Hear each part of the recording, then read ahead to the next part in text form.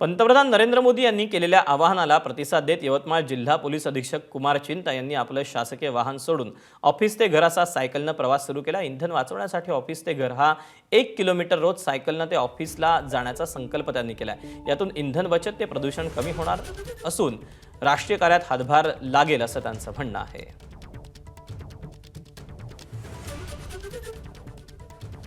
आम्ही पब्लिकमध्ये एक अवेअरनेस क्रिएशनसाठी आज घरीतून म्हणजे ऑफिसला सायकलवरून आलेला आहे।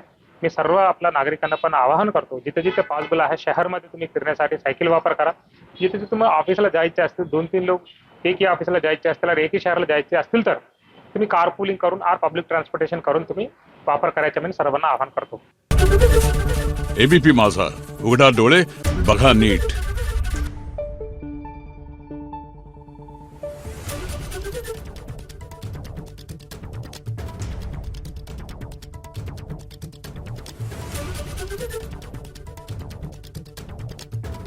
Thank you.